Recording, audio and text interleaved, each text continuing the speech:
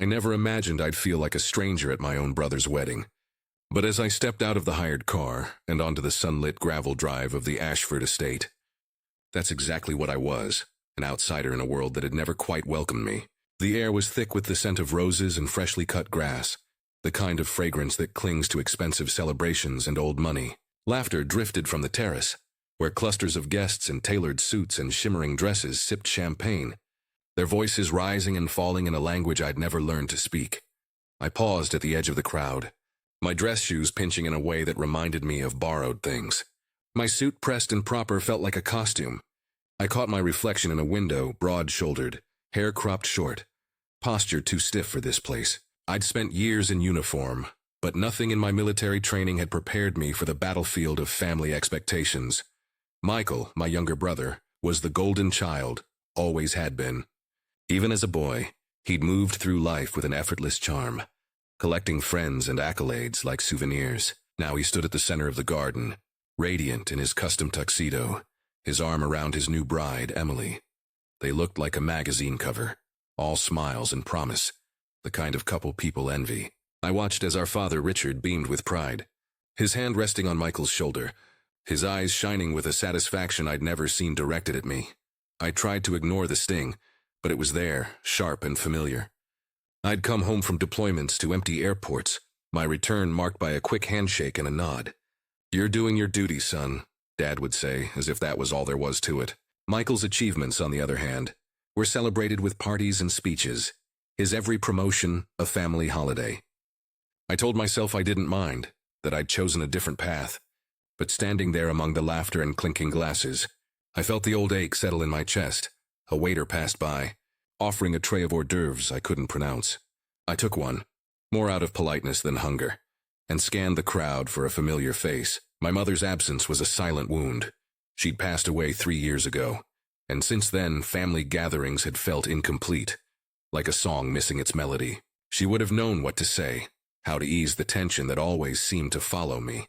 I caught snippets of conversation as I moved through the garden. "That's Michael's brother, the soldier," someone whispered as if I were a curiosity on display. "He's hardly ever around, you know. Always off somewhere." I smiled tightly, pretending not to hear, but the words clung to me like burrs. The ceremony itself was a blur of vows and music, sunlight glinting off crystal and silver. I stood beside Michael as his best man, my hands steady even as my heart pounded. When it was over, the guests spilled onto the lawn, laughter and congratulations filling the air. I watched as Michael and Emily were swept away for photographs, their happiness a bright, untouchable thing. I wandered toward the edge of the garden, where the noise faded and the scent of lilacs grew stronger. I needed a moment to breathe, to gather myself before the reception began. My mind raced with memories, childhood games in the backyard, Michael's laughter echoing through the house, Dad's stern voice reminding me to be a good example.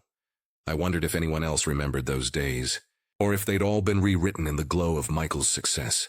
A sudden hush fell over the crowd, and I turned to see a sleek black car pulling up the drive. Heads turned, whispers rippled through the guests. Someone important had arrived, someone whose presence seemed to shift the very air. I felt a prickle of unease, a sense that the day was about to change in ways I couldn't predict. I glanced at my father, who stood a little straighter, his smile tightening. Michael looked puzzled, glancing from Dad to the car and back again. I felt a strange anticipation, as if I were standing on the edge of a cliff, waiting for the ground to shift beneath my feet. In that moment, I realized I was holding my breath, not just for the arrival of this mysterious guest, but for something deeper. I was waiting for a sign, a moment that would finally tip the balance, reveal the truth behind the smiles and the silences. I didn't know it then, but before the night was over, everything I thought I knew about my family, about myself, would be turned upside down. As the car door opened and a figure stepped out, the world seemed to hold its breath with me. I felt the weight of every unspoken word, every old wound pressing down on my shoulders. I straightened my tie, squared my shoulders, and prepared to face whatever was coming, knowing somehow that nothing would ever be the same again. There's a photograph on my father's mantelpiece taken when Michael and I were boys. In it we stand side by side in matching sweaters, our mother kneeling behind us, her arms wrapped around our shoulders. Michael's grin is wide and untroubled, his hair a tousled mess from a morning spent chasing soccer balls. I'm a little taller, my smile more reserved, already learning to hold myself in check. Dad stands behind us, hands on hips, his gaze fixed on Michael as if he's the only one in the frame. Even as a child, I felt the weight of that look, the pride that never quite reached me. Growing up, the differences between us were subtle at first. Michael was the charmer, the one who could talk his way out of trouble with a flash of his dimples and a clever excuse. I was quieter, more serious, content to lose myself in books or long walks through the woods behind our house. Dad would ruffle Michael's hair and call him champ, while I got a nod and a reminder to set a good example. It wasn't unkind. Not exactly, but it was clear where his hopes rested. School only widened the gap. Michael excelled at everything. Captain of the football team, top of his class, the kind of boy teachers remembered long after he'd moved on. I did well enough, but my achievements were met with polite applause. Never the thunderous approval Michael received. I learned to celebrate my victories in silence, to swallow the sting of being overlooked. When it came time to choose our paths, Michael's was paved with expectation. He went to university on a scholarship, studied finance, and landed a job at a prestigious bank. Before he'd even graduated, Dad boasted about him to anyone who would listen, his voice swelling with pride. "That's my boy," he'd say, clapping Michael on the back at family gatherings. "He's going places." My decision to enlist in the Army was met with a different kind of reaction. I still remember the night I told my parents, the way Dad's face fell, the disappointment he didn't bother to hide. "The Army?" he said, as if I'd announced I was running away to join the circus. "You're too smart for that, David. You could do so much more." I tried to explain how I wanted to serve, to see the world, to make a difference in a way that felt real. But he shook his head, already dismissing my choice as a phase I'd outgrow. Mom tried to bridge the gap, her gentle voice urging Dad to see the value in what I'd chosen. "He's following his heart, Richard. That takes courage." But Dad only sighed, his eyes drifting back to Michael, who was already mapping out his future in boardrooms and corner offices. The years that followed were marked by distance, both literal and emotional. I was deployed overseas, missing birthdays and holidays, my absence noted but rarely mourned. Letters from home were brief, filled with updates about Michael's promotions, his new apartment, the woman he was dating. My own news, training completed, commendations earned. Friendships forged in the heat of battle felt small in comparison, unworthy of mention. When I did come home, it was as if I'd stepped into someone else's life. Michael's successes were celebrated with parties and speeches, his every milestone a family event. I was greeted with a handshake, a quick "glad you're safe," before the conversation turned back to Michael's latest triumph. I learned to fade into the background, to let the spotlight shine where it was wanted. There were moments, though, when the old wounds bled through. One Christmas, after a few too many glasses of wine, Dad cornered me in the kitchen. "You know, David," he said, his voice low, "I just don't understand why you settled. You had so much potential." I stared at him, the words catching in my throat. I wanted to tell him about the men I'd led, the lives I'd saved, the nights I'd spent awake, haunted by memories I couldn't share. But I knew it wouldn't matter. In his eyes, I was still the boy who'd chosen the wrong path. Michael, for his part, never gloated. If anything, he seemed uncomfortable with the pedestal Dad placed him on. He'd clap me on the back, offer a beer, ask about my travels, but there was always a distance between us, a gulf neither of us knew how to cross. We were brothers in name, but our lives had taken us in opposite directions. Now, standing in the garden of the Ashford estate, I watched as Michael moved through the crowd, his laughter easy, his confidence unshakable. Dad followed in his wake, introducing him to guests, boasting about his latest promotion. I lingered at the edge, invisible as ever, my presence acknowledged but never celebrated. I thought of all the times I'd tried to earn Dad's approval, the medals tucked away in a drawer, the stories I'd never told. I wondered if he'd ever see me, not as a disappointment, but as a man who'd made his own way, who'd chosen a life of service over one of status. The ache in my chest was familiar, a reminder of every slight, every missed opportunity for connection. As the sun dipped lower in the sky, casting long shadows across the lawn, I felt the weight of the past pressing down on me. The old wounds were still there, raw and unhealed, hidden beneath the surface of polite conversation and forced smiles. I wondered if this day, this wedding, would finally bring the reckoning I'd been waiting for, or if I'd leave once again carrying the same invisible scars. I glanced at Michael, who caught my eye and offered a small, uncertain smile. For a moment I saw the boy I'd grown up with, the brother I'd once known. I wondered if he felt the distance too, if he ever wished things had been different. The thought lingered as I turned away, the sound of laughter fading behind me, replaced by the steady thrum of my own heartbeat and the memories I couldn't escape. The reception hall shimmered with golden light, every table crowned with white roses and flickering candles. Crystal glasses caught the glow, casting tiny rainbows across the linen.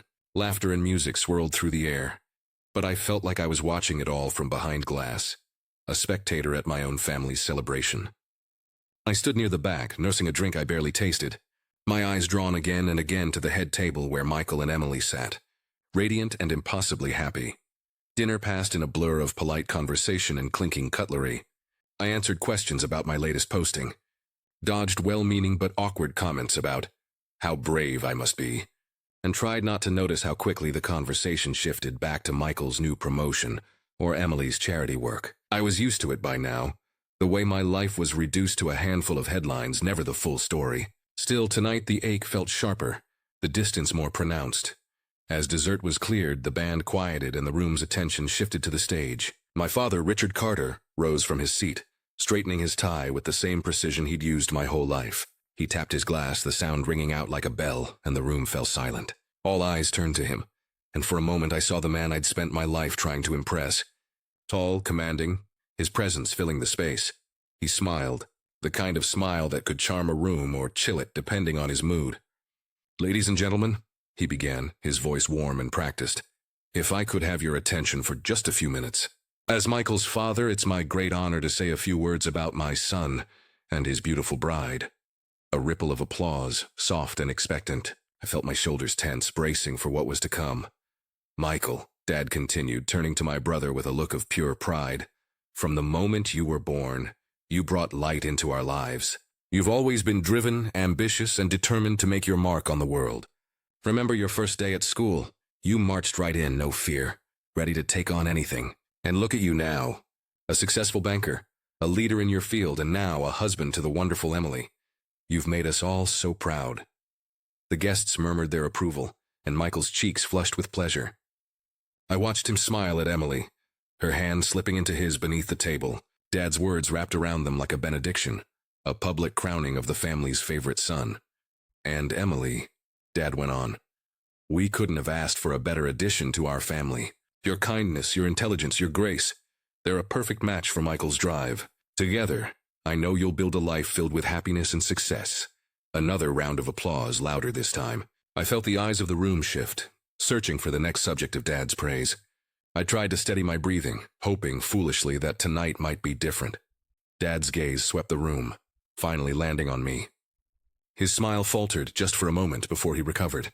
"Of course," he said, "no family is complete without a little variety." A few polite chuckles. My eldest, David, has always marched to the beat of his own drum.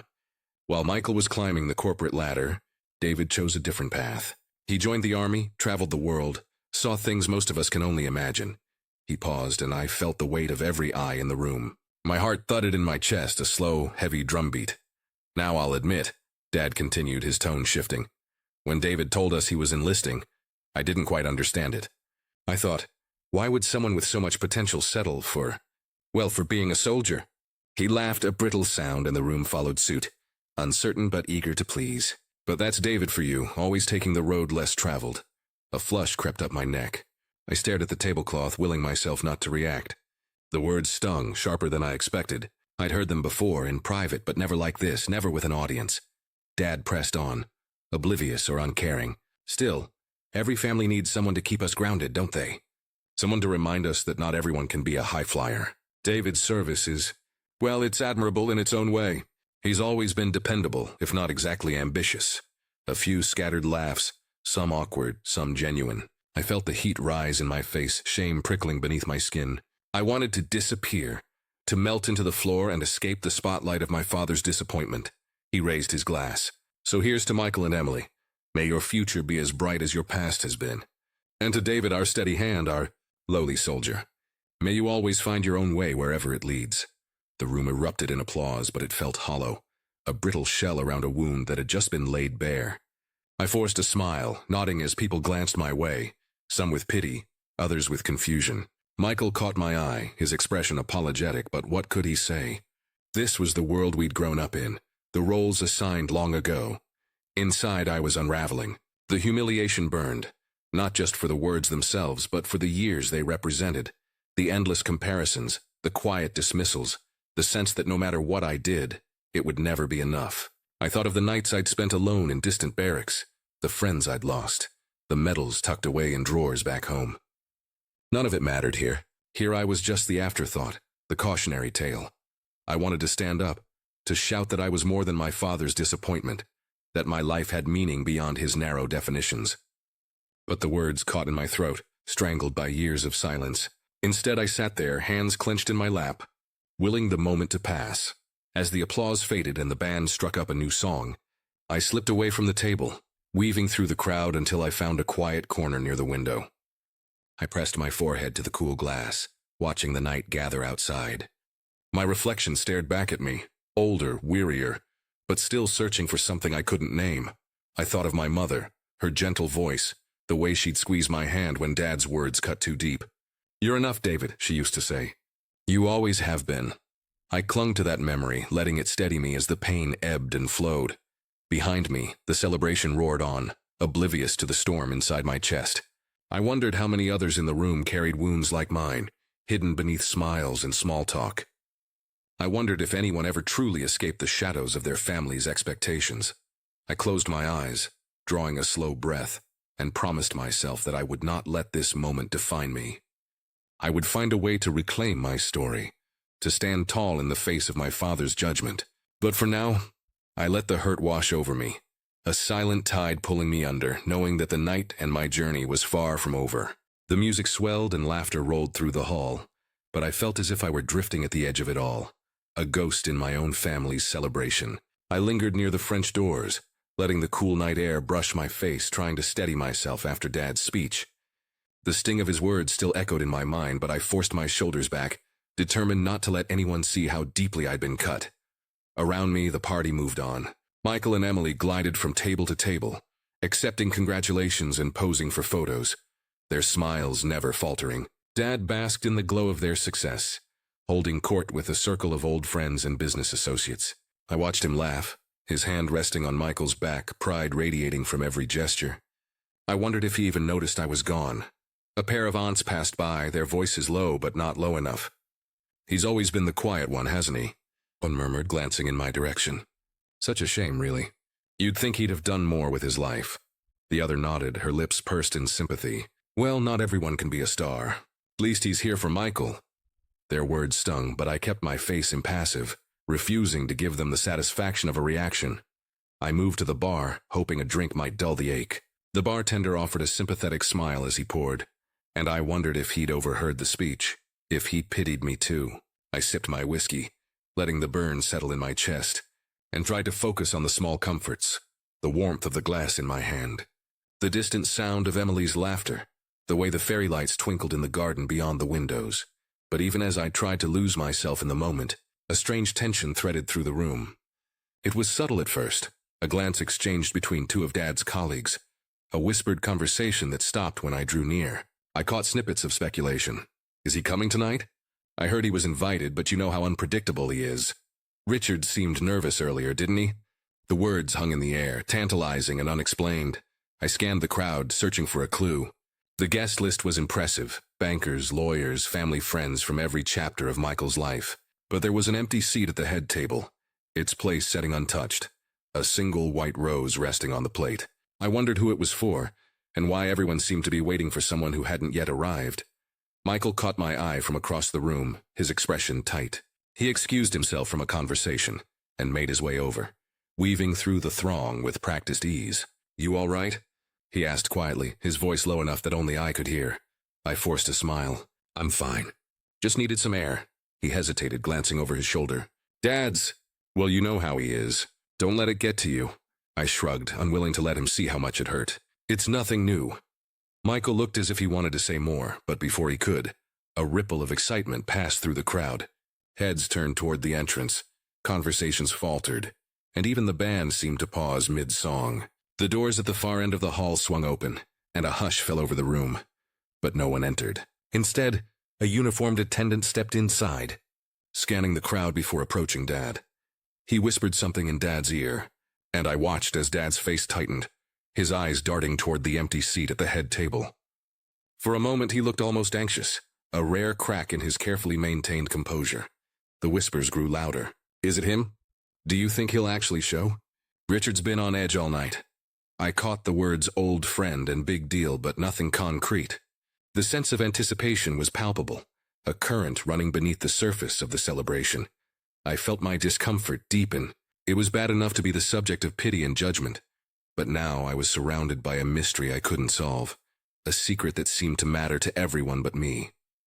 I wondered if this unseen guest was another of Michael's mentors, someone else to heap praise on my brother, while I faded further into the background. As the minutes ticked by, the tension only grew. Dad checked his watch, his smile growing brittle. Michael returned to Emily's side, but his eyes kept drifting toward the door. Even the guests seemed restless, their conversations punctuated by glances at the entrance, as if they were all waiting for the real celebration to begin. I tried to focus on the small details, the way the candlelight flickered on the silverware, the soft strains of the band, the gentle clink of glasses. But the sense of being out of place, of not belonging, pressed in on me from all sides. I felt exposed, as if every flaw and failure was on display for the world to see. A group of cousins approached, their laughter forced. So David, any exciting stories from your travels? One asked, her tone light but her eyes wary. I offered a polite answer, careful not to reveal too much. I'd learned long ago that my stories didn't fit the narrative my family preferred. Too raw, too real, too far removed from the polished world they inhabited. As they drifted away, I caught sight of Dad. Standing alone near the entrance, his posture rigid. He glanced at the empty seat, then at his watch, then back at the door. For the first time all night, he looked uncertain, almost vulnerable. I wondered who this guest was, and why their arrival mattered so much. The night stretched on, the anticipation building with every passing moment. I felt the weight of expectation settle over the room, a silent question hanging in the air. Who was the unseen guest, and what would happen when they finally arrived? I stood at the edge of the celebration, caught between curiosity and dread, my own discomfort growing with every whisper and sideways glance. I didn't know what the night would bring, but I sensed that everything was about to change, and that, for better or worse, I would be at the heart of it. I slipped out onto the terrace, the night air cool against my skin, and let the door fall shut behind me. The muffled sounds of the reception faded, replaced by the gentle hum of crickets and the distant rush of wind through the trees. I leaned against the stone balustrade, staring out at the moonlit gardens, and let myself breathe for the first time all evening. It was always like this. When the noise and the judgment grew too loud, I found solace in quiet corners, in the spaces where I could remember who I was before the world told me who I should be. Tonight, the ache of my father's words pressed heavy on my chest, but out here, beneath the open sky, I could almost shrug it off. My mind drifted back to the years I'd spent in uniform, to the life I'd built far from the polished halls of family gatherings. I remembered the first time I laced up my boots, the nervous excitement that buzzed in my veins as I stood in line with 100 other recruits, all of us strangers bound by a single purpose. The days were long and grueling, the nights cold and restless, but I'd never felt more alive. There was a pride in earning every stripe, in knowing that my strength and resolve mattered, not for show, but for survival. I thought of the friends I'd made, brothers and sisters forged in the fire of shared hardship. There was Jackson, with his easy grin and terrible jokes, who could make us laugh even in the darkest moments. There was Singh, quiet and steady, who always had my back when things went sideways. And there was Ramirez, who taught me how to find hope in the smallest things. A letter from home, a sunrise after a sleepless night, a cup of coffee passed around a battered table. We were a family of our own, bound not by blood but by trust and sacrifice. We celebrated victories together, small ones like making it through a week without incident, and big ones, like bringing everyone home after a dangerous mission. We mourned losses together too. I remembered the day we lost Carter, the youngest in our unit, barely 20 and full of dreams. The silence that followed was heavier than any words, a grief that settled in our bones and never quite left. There were moments of fear, of course, times when the world narrowed to the sound of my own heartbeat, when every decision felt like a matter of life and death. But there was also courage, the kind that came not from bravado, but from the quiet determination to keep going, to do what needed to be done. I remembered the night we were ambushed, the chaos and confusion, the way my training took over and I found myself leading my team to safety. Later, my commanding officer pulled me aside, his voice low and steady. "You kept your head, Carter. You saved lives tonight."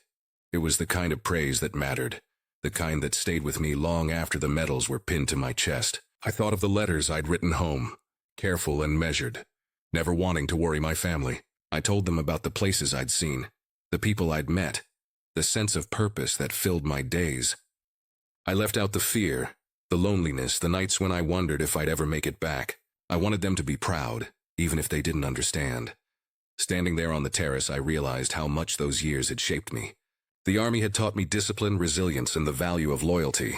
It had shown me the strength that comes from standing up for others, from putting the needs of the group above my own. It had given me a sense of worth that no amount of family approval could replace. And yet, here I was, back in the world I'd left behind. My service reduced to a footnote in my father's speech. My sacrifices invisible to those who measured success in titles and bank balances. I wondered if Dad would ever see the man I'd become, or if he'd always see the boy who chose a different path. I closed my eyes, letting the memories wash over me. The sound of boots on gravel, the smell of rain on canvas, the laughter that echoed through makeshift barracks. I remembered the pride I'd felt the day I was promoted, the way my team had cheered and clapped me on the back. I remembered the quiet moments, too, the letters from home, the photographs tucked into my wallet, the hope that one day I'd return to a family that understood what I'd given. A sudden breeze rustled the leaves, and I opened my eyes, blinking back the sting of old grief. I wasn't ashamed of my choices, no matter what anyone thought. I'd lived a life of meaning, of service, of courage. I'd faced things most people couldn't imagine, and I'd come through stronger for it. Inside, the party roared on, oblivious to the battles I'd fought and the scars I carried. I wondered if anyone in that room had ever known what it was to risk everything for something bigger than themselves. I wondered if they'd ever understand the pride that came from wearing a uniform, from standing shoulder to shoulder with people who would lay down their lives for you. I straightened, drawing a deep breath, and let the memories settle. I was more than my father's disappointment, more than the lowly soldier he saw. I was a man who had chosen his own path, who had faced fear and loss and come out the other side. I was proud of the life I'd lived, and no amount of judgment could take that away. As I turned to head back inside, I caught a glimpse of my reflection in the glass. A little older, a little wiser, but still standing tall. I squared my shoulders, ready to face whatever the night would bring, knowing that the strength I carried was mine alone. Hard-won and unshakable, I was just about to slip back inside, bracing myself for another round of polite small talk and sidelong glances, when the sound of tires crunching on gravel caught my attention. The terrace overlooked the front drive, and I watched as a sleek black sedan glided to a stop beneath the portico. The driver stepped out first, crisply uniformed, and hurried to open the rear door. A hush seemed to ripple through the reception, as if the very air had shifted. From the car emerged a man whose presence seemed to command the night itself. Tall, silver-haired, impeccably dressed in a midnight blue suit. He moved with the easy confidence of someone accustomed to being noticed. Even from a distance, I could sense the respect he inspired. Guests near the entrance straightened their posture. Conversations faltered, and a few of Dad's colleagues exchanged nervous glances. I recognized him instantly, Mr. Charles Harrison, the CEO of the firm where my father had spent the last 20 years climbing the corporate ladder. I'd met him only once, years ago, at a company picnic where he'd shaken my hand and asked about my plans for the future. I remembered his eyes, sharp, assessing, but not unkind. He was the sort of man who made you feel seen, even if only for a moment. Inside, the news of his arrival spread like wildfire. The band's music softened, and the crowd seemed to part as Mr. Harrison entered the hall, his stride unhurried, his gaze sweeping the room. Dad was already moving toward him, his face alight with a mixture of pride and anxiety. I watched as he greeted Mr. Harrison with a firm handshake, his voice a little too loud, his laughter a little too eager. "Charles, what an honor to have you here tonight," Dad said, his words tumbling over each other. "We weren't sure you'd be able to make it." Mr. Harrison smiled, a small, knowing curve of his lips. "I wouldn't have missed it, Richard. I've heard so much about this wedding, and about your remarkable family." The compliment hung in the air, and I saw Dad's chest swell with satisfaction. He gestured toward Michael and Emily, who stood nearby, their hands entwined. "May I introduce the happy couple? My son Michael, and his lovely bride Emily." Mr. Harrison shook their hands, offering warm congratulations. "You both look radiant. I wish you every happiness." His words were gracious, but his eyes flickered past them, scanning the room as if searching for something, or someone. Dad, ever the host, launched into a summary of Michael's achievements. his voice brimming with pride. "Michael's just been promoted to vice president at the bank. He's really making a name for himself. We're all so proud." Mr. Harrison nodded politely, but I noticed his attention drifting. He glanced around the hall, his gaze lingering on the empty seat at the head table, then sweeping over the guests until it landed on me, standing half in shadow near the terrace doors. For a moment, our eyes met. There was a flicker of recognition, and then something else, a spark of curiosity perhaps, or maybe just the simple act of seeing me, really seeing me, in a way that so few people here ever did. He excused himself from Dad's side and began to make his way toward me, weaving through the crowd with practiced ease. I felt a sudden, inexplicable tension in the room. Conversations paused, heads turned, and I became acutely aware of every pair of eyes tracking Mr. Harrison's progress. Dad followed a few steps behind, his smile fixed but his eyes wary. "David, isn't it?" Mr. Harrison said as he reached me, extending his hand. His grip was firm, his gaze steady. "We met some years ago, if I'm not mistaken. You were just about to ship out for your first deployment." I nodded, surprised that he remembered. "That's right, sir. It's good to see you again." He smiled, and there was genuine warmth in it. "I hear you've seen quite a bit of the world since then." "A fair bit," I replied, unsure how much to say. "It's been an education." He laughed, a deep, rich sound that seemed to put me at ease. "I imagine so. There's nothing quite like service to broaden your perspective. I did a stint myself many years ago. Not nearly as impressive as your record, I'm sure." Dad cleared his throat, stepping forward. "David's always been the adventurous one," he said, his tone light but edged with something sharper. "We're just glad to have him home for the wedding." Mr. Harrison regarded my father for a moment, then turned back to me. "I hope you know how much your service is appreciated, David. It's not an easy path, but it's an honorable one." The words caught me off guard. I felt a flush of gratitude mingled with something like relief. For once, someone in this room saw me as more than a footnote, more than the family's black sheep. A small crowd had gathered, drawn by the presence of the company's most powerful man. I could feel the curiosity radiating from them, the unspoken questions hanging in the air. Why was Mr. Harrison talking to me? What did he see that others missed? Dad shifted uncomfortably, his smile growing brittle. "Of course, we're all proud of David," he said, but the words rang hollow. "But tonight is about Michael and Emily." Mr. Harrison nodded, his eyes never leaving mine. "Of course. But every family has its own kind of hero, don't you think?" He said it softly, but the words seemed to echo in the space between us. I glanced at Michael, who watched the exchange with a mixture of surprise and something like admiration. For the first time all night, I felt the balance of the room shift, the old patterns disrupted by the arrival of this unexpected guest. Mr. Harrison turned to Dad, his tone light but pointed. "You must be very proud of both your sons, Richard. It's not every day a man can say he's raised a leader in business and a leader in service." Dad hesitated, caught off guard. "Yes, well, we do our best." The tension was palpable, a silent challenge hanging in the air. I sensed that something important was unfolding, that the roles we'd all played for so long were being quietly rewritten. Mr. Harrison clapped me on the shoulder, his grip reassuring. "If you have a moment later, David, I'd love to hear more about your experiences. I find that those who've served often have the most interesting stories." I nodded, a strange sense of anticipation stirring in my chest. "I'd be honored, sir." He smiled, then turned back to the crowd, his presence commanding attention wherever he went. Dad lingered beside me, his expression unreadable. For the first time that evening, I felt the eyes of the room on me, not with pity or judgment, but with curiosity and perhaps a hint of respect. The arrival of Mr. Harrison had shifted something fundamental, and I sensed that the night was far from over.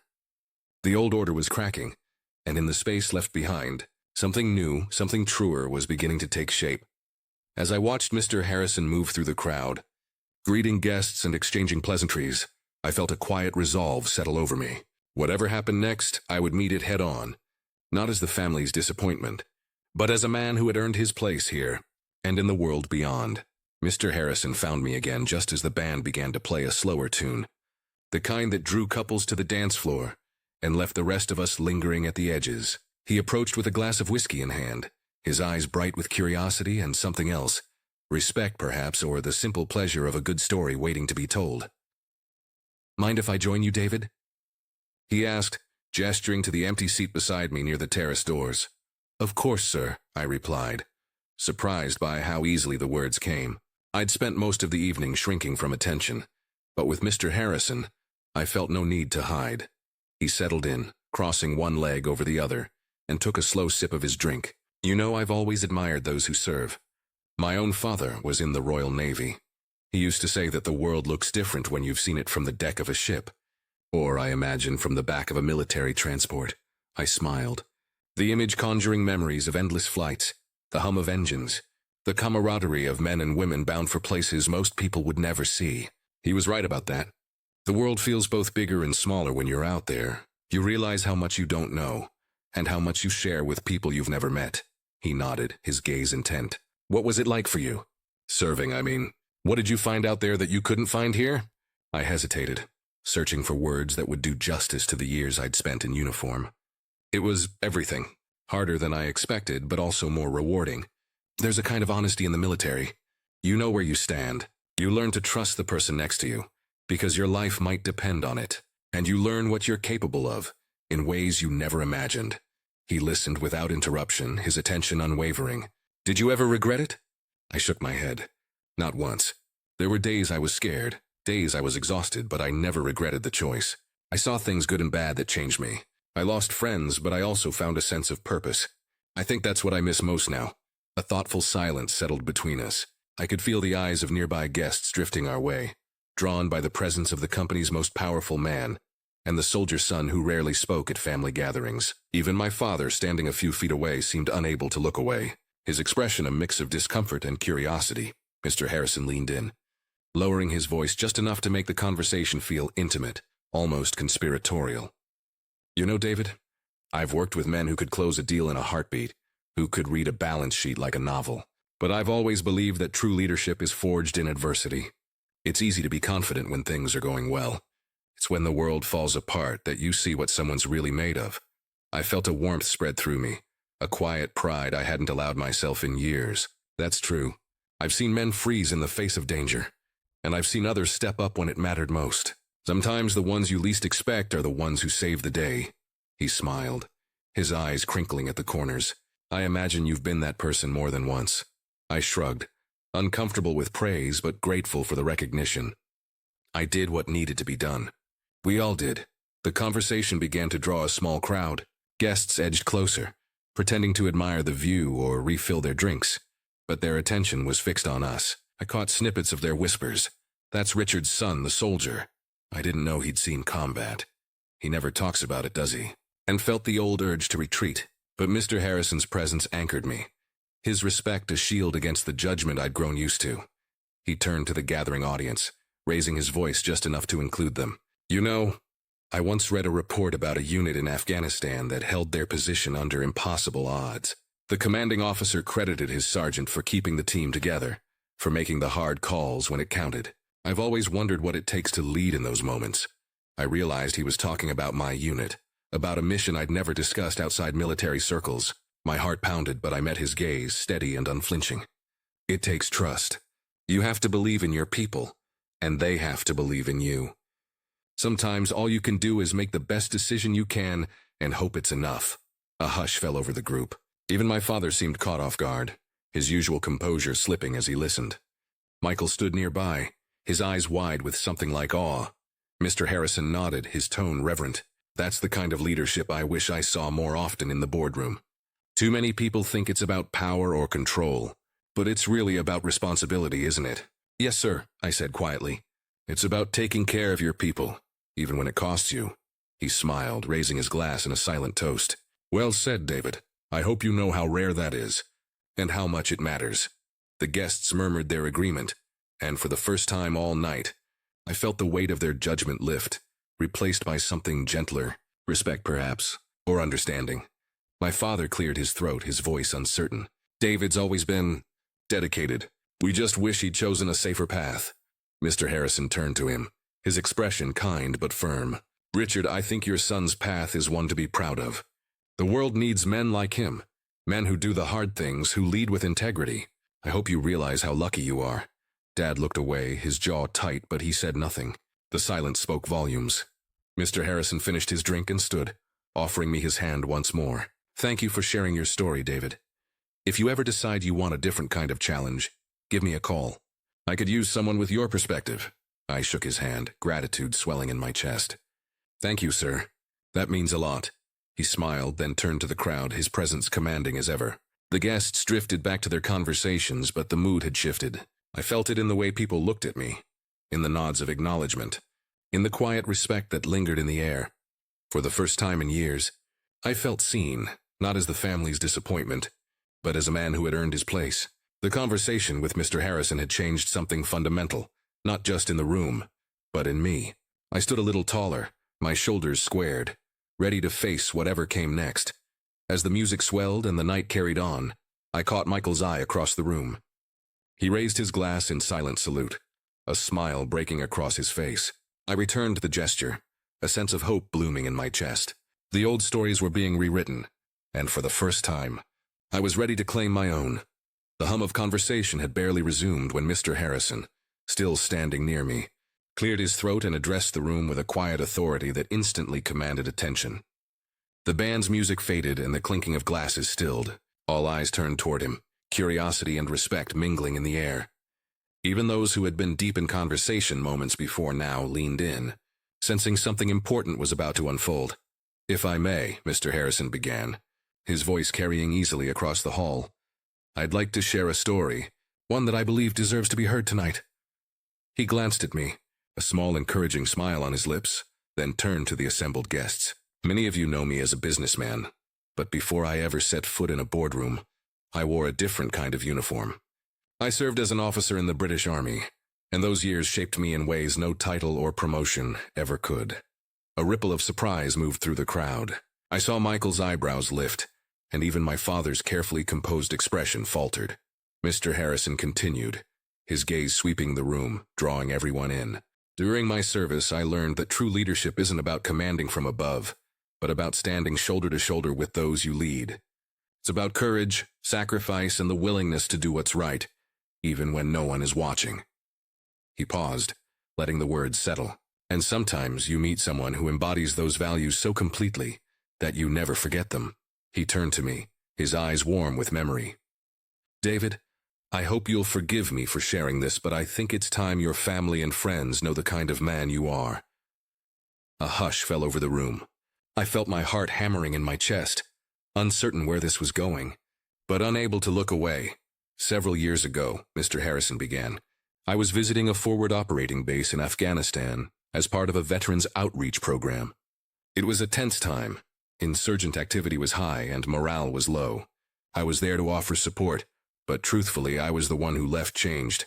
He glanced at the guests, his voice steady. "While I was there, I heard about a young sergeant who had led his unit through a harrowing ambush. The details were almost unbelievable. A convoy pinned down, communications cut, casualties mounting.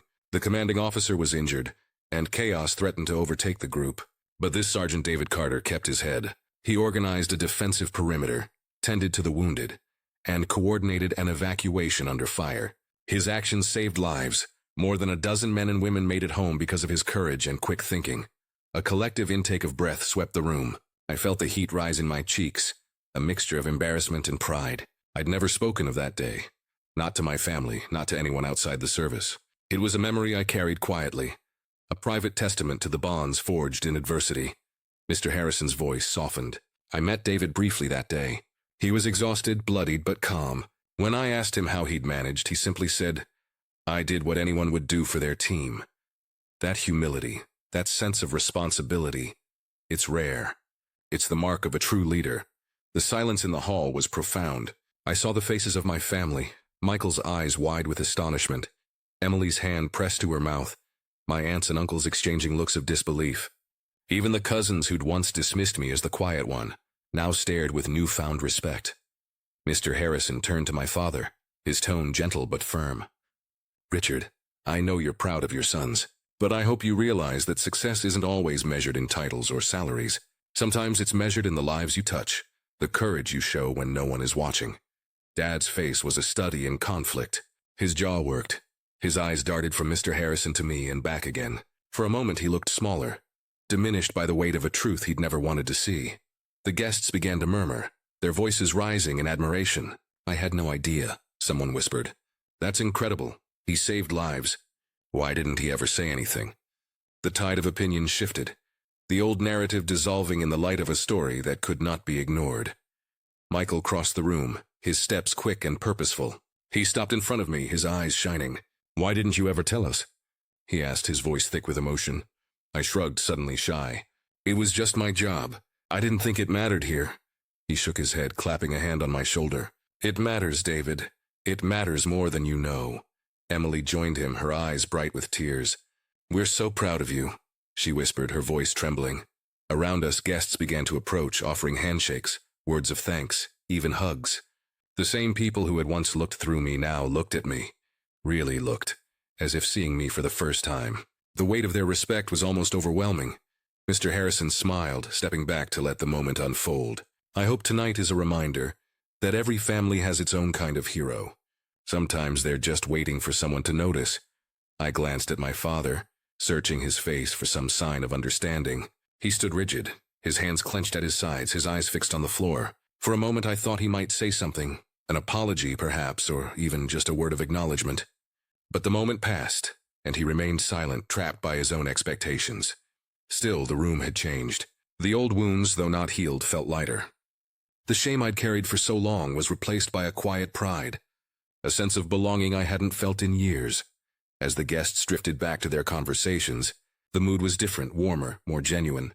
People sought me out, eager to hear more, to offer their gratitude. Even the band seemed to play with new energy, the music brighter, the laughter more sincere. Michael stayed by my side, his presence a silent apology for all the years we'd spent apart. "You're my brother," he said quietly. "I should have known. I should have asked." I smiled, the old rivalry fading in the face of something deeper. "We all have our battles, Michael. Some just aren't as easy to see." He nodded, understanding passing between us without the need for more words. As the evening wore on, I caught Mr. Harrison's eye across the room. He raised his glass in a silent salute, and I returned the gesture, gratitude swelling in my chest. For the first time I felt truly seen, not just by strangers but by my own family, and though my father's silence lingered, I sensed that the story was not yet finished. The night had shifted, the old patterns broken. In the space left behind there was room for something new, respect perhaps, or even forgiveness. But for now, I let myself savor the moment, the warmth of recognition, the simple joy of being known. The world had changed, if only a little, and I was ready to meet it, head held high. The applause from Mr. Harrison's story still echoed in the air. But as the crowd's attention drifted back to their conversations, I saw my father standing rigidly by the head table, his face pale beneath the overhead lights. For a moment he looked lost, stripped of the easy confidence he wore like armor. I watched him gather himself, his jaw tightening, his eyes scanning the room as if searching for a lifeline. He moved toward me with a forced smile, the kind that never reached his eyes. "Well," he said, his voice pitched just a little too loud, "that was quite a tale, wasn't it? I suppose you've been keeping secrets from us, David." I met his gaze, steady and unflinching. "It wasn't a secret, Dad. It just never seemed to matter here." He bristled, his hands clenching and unclenching at his sides. "Of course it matters. You're my son, but you could have told us. You could have." He stopped, searching for the right words, but they wouldn't come. The mask of pride and control he'd worn for years was slipping, revealing something raw and uncertain beneath. I saw the flicker of jealousy in his eyes, the way he glanced at the guests still murmuring about me, the way he looked at Mr. Harrison with a mixture of resentment and awe. For so long, he'd been the one to command the room, to set the narrative. Now for the first time he was on the outside looking in. "Why didn't you ever say anything?" he pressed, his voice lower now, almost pleading. "Why did you let me think you were just drifting?" I took a breath, feeling the weight of years settle between us. "Because you never asked, Dad. You never wanted to hear about the things that didn't fit your idea of success. I tried once or twice, but you always changed the subject. I stopped trying." He looked away, his shoulders sagging. "I just wanted the best for you. I wanted you to have more than I did. I thought if I pushed you, you'd reach higher." I shook my head gently. "You pushed me away. You made me feel like nothing I did would ever be enough. I spent years trying to earn your approval, and when I realized I never would, I stopped needing it." He flinched, the words landing harder than I intended. But I didn't back down. The respect I'd felt from the room, from Mr. Harrison, had given me a strength I hadn't known I possessed. "I'm proud of my life. Dad, I'm proud of what I've done, even if it's not what you would have chosen. I don't need to be Michael. I just need to be myself, He stared at me, the fight draining from his eyes. For the first time, I saw the man behind the mask, the father who was afraid, who measured his own worth by the success of his sons, who didn't know how to love what he couldn't understand. "I'm sorry," he said quietly, the words barely audible. "I never meant to hurt you." I nodded, feeling a strange sense of peace settle over me. "I know, but you did. And now you have to decide if you want to know me for who I am, not who you wish I'd been." He looked at me for a long moment, then nodded, his eyes shining with unshed tears. "Maybe it's time I tried." The moment hung between us, fragile and real. For the first time, I felt the balance shift, not in anger or resentment, but in truth. I stood my ground, no longer seeking approval but offering understanding, and in that space something like healing began. The energy in the room had changed, but the aftershocks of Mr. Harrison's revelation still rippled through the family. I could feel the weight of their stares, some curious, some ashamed, all of them reevaluating the story they'd told themselves about me for years. My aunts and uncles, who'd always spoken of me in hushed, dismissive tones, now looked away when I met their eyes. My cousins, who'd once joked about my adventures, seemed suddenly uncertain. Their laughter stilled. Michael found me first, weaving through the crowd with a look of determination I hadn't seen since we were boys. He stopped in front of me, his voice low but urgent. "David, I owe you an apology. I should have stood up for you a long time ago. I let Dad set the tone and I just went along with it. I'm sorry." I searched his face, seeing the sincerity there, the regret. "You don't have to apologize, Michael. We all played our parts," he shook his head. "No, I do.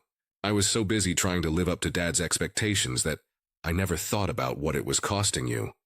Should have been your brother, not your competition." His words landed with a bittersweet ache. For years, I'd envied Michael's easy confidence, his place in the family's sun. Now, I saw the pressure he'd carried, the way it had shaped him too. "We both did what we had to do," I said quietly. "But it doesn't have to be that way anymore." Emily joined us, her eyes shining with emotion. "David, I hope you know how much we admire you. I wish I'd known sooner. I wish we all had."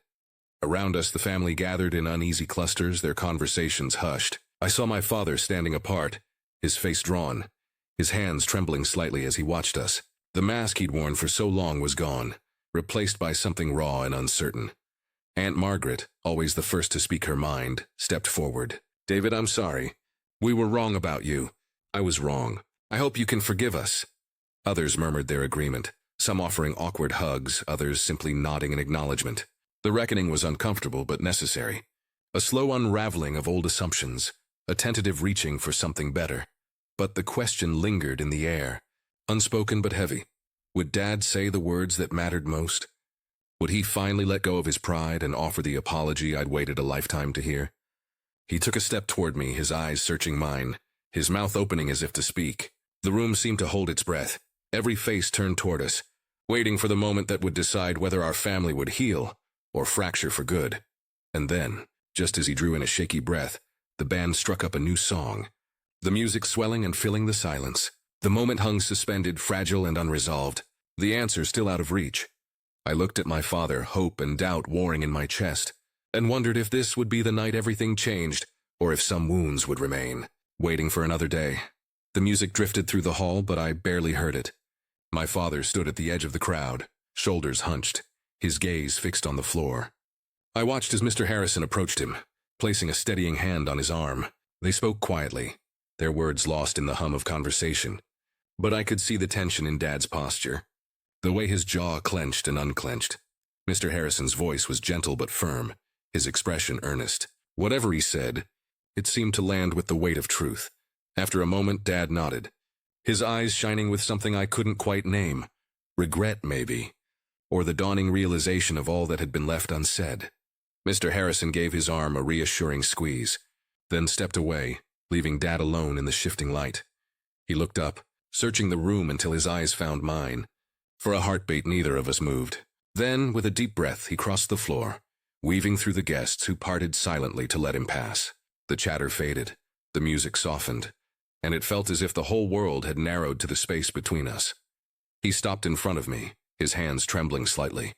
For the first time in my life, my father looked small, not in stature, but in the way a man does when he's finally set down the burdens he's carried for too long. "David," he began, his voice rough, "I need to talk to you privately.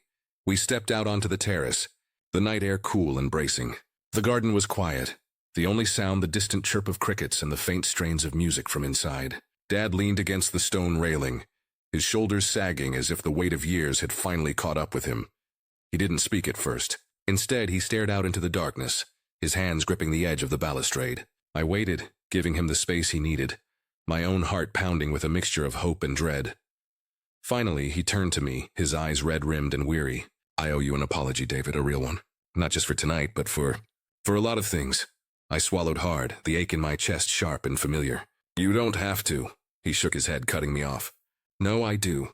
I've spent so many years trying to shape you into someone you're not. I thought I was doing what was best, pushing you, challenging you, trying to make you reach higher. But all I did was push you away. I see that now." He paused, struggling to find the words. "When I listened to Mr. Harrison tonight, when I heard what you'd done, what you'd risked, what you'd endured, I realized how little I really knew you.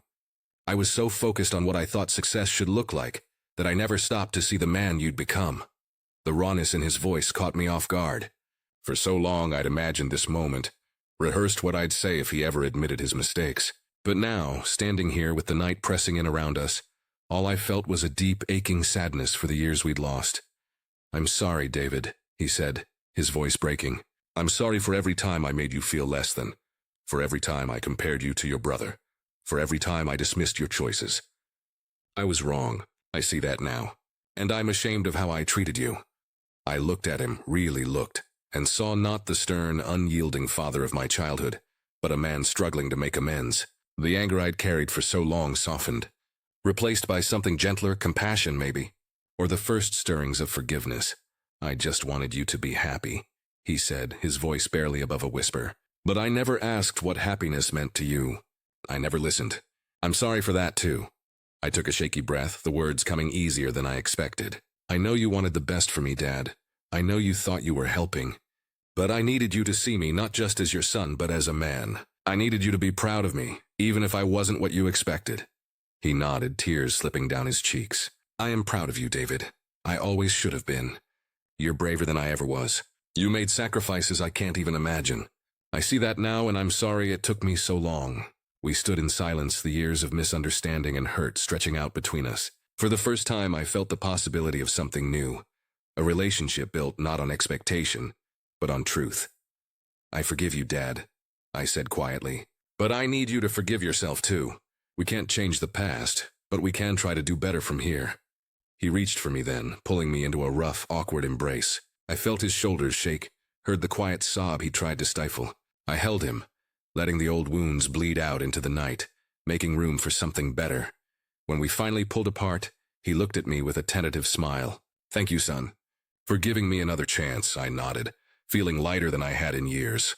"We'll figure it out, together." As we walked back inside, side by side, I knew the road ahead wouldn't be easy. But for the first time, it felt possible. The truth had been spoken, the apology given, and in that raw, honest moment, the first seeds of healing had been sown. The night air was cool and gentle as I stepped back inside, my father's apology still echoing in my mind. The reception had softened, the earlier tension replaced by a kind of tentative warmth. Laughter drifted from the tables, and the music had taken on a lighter, more hopeful tone. For the first time in years, I felt a sense of possibility. A sense that maybe, just maybe, the fractures in our family could be mended. Michael found me near the edge of the dance floor. His tie loosened, his jacket slung over one shoulder. He looked at me with a mixture of relief and something deeper. Gratitude, perhaps, or the recognition of a bond that had survived despite everything. He handed me a glass of water, and we slipped out onto the terrace, away from the noise and the watchful eyes. For a while, we stood in silence, watching the moonlight spill across the garden. The hush between us was comfortable, the kind that only comes from years of shared history. Finally, Michael broke the silence, his voice low and sincere. "I meant what I said earlier, David. I'm sorry for not being there for you. I let Dad's expectations get in the way of being your brother." I shook my head, a small smile tugging at my lips. We both did what we thought we had to do. I spent years trying to prove myself, not just to Dad, but to you too. I wanted you to see me as more than the guy who left. He looked at me, his eyes shining. "I always respected you, you know, even when I didn't say it. You did something I never could. You followed your own path. I was too scared to disappoint Dad. I thought if I just kept doing what he wanted, everything would work out. But it never felt like enough. I nodded, understanding settling between us. It's funny, isn't it? We both spent so much time chasing his approval. We forgot to just be brothers. He laughed, the sound soft and genuine. Remember when we used to sneak out to the old oak tree behind the house? We'd sit up there for hours talking about what we wanted to be when we grew up.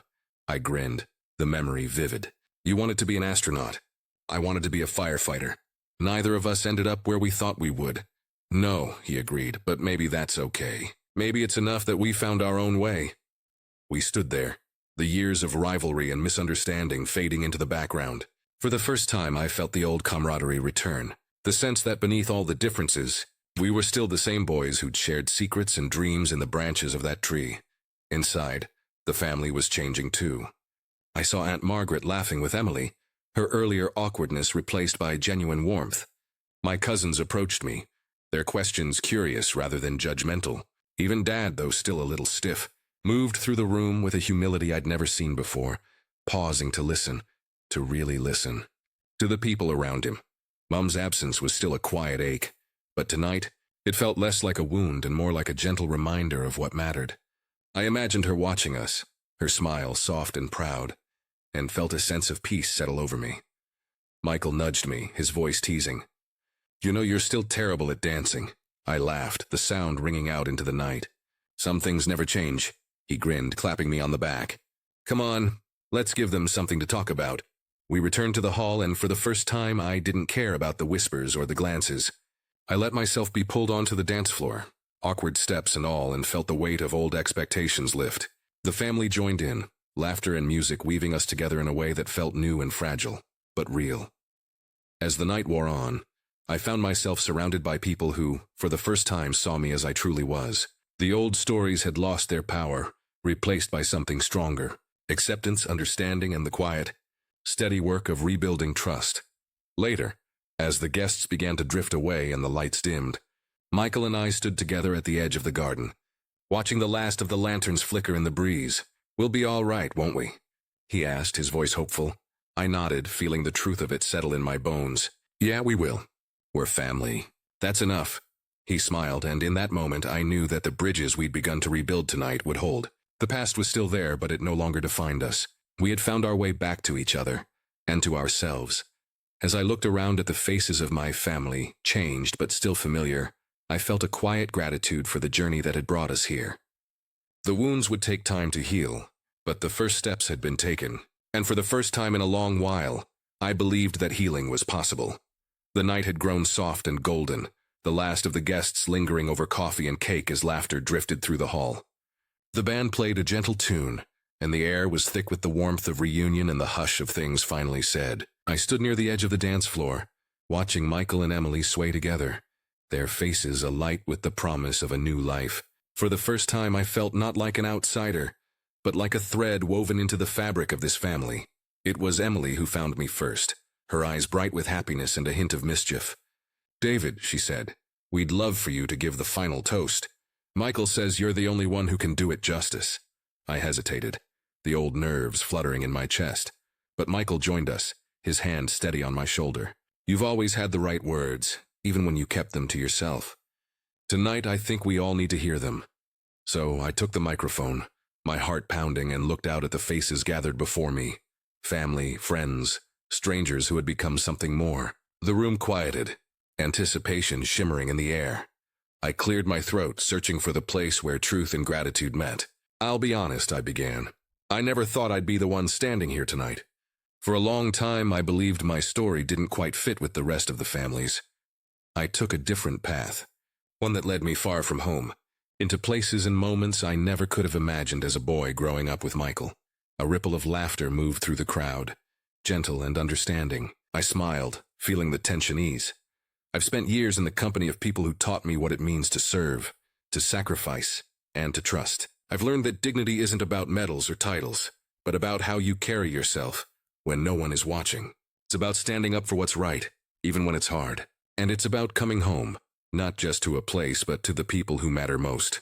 I glanced at my father, who met my gaze with a nod, his eyes shining with unshed tears. Family isn't always easy. We hurt each other, sometimes without meaning to.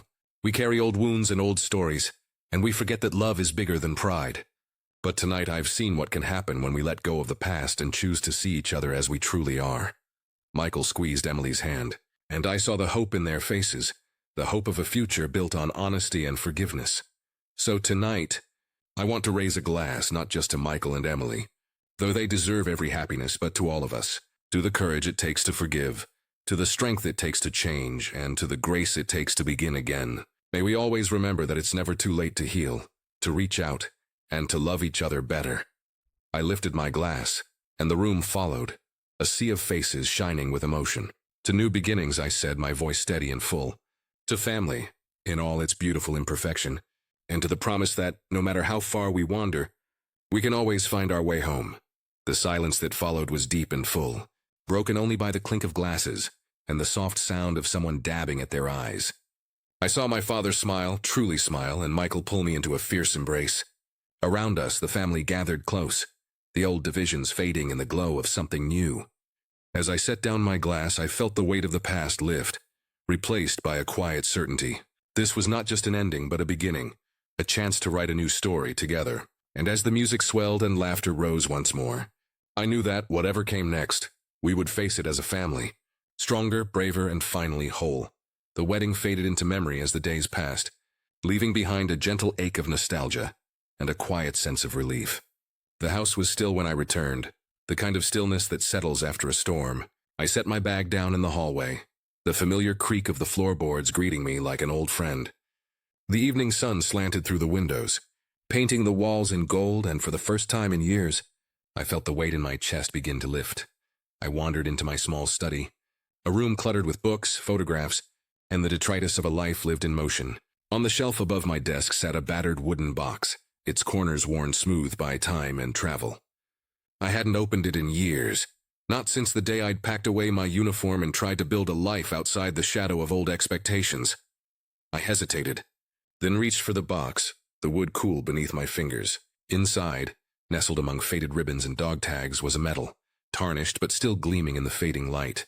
I turned it over in my hand, remembering the day it was pinned to my chest, the pride and sorrow mingling in equal measure. It wasn't the medal itself that mattered, but what it represented, the courage to stand firm, the strength to carry on, and the quiet dignity of doing what needed to be done.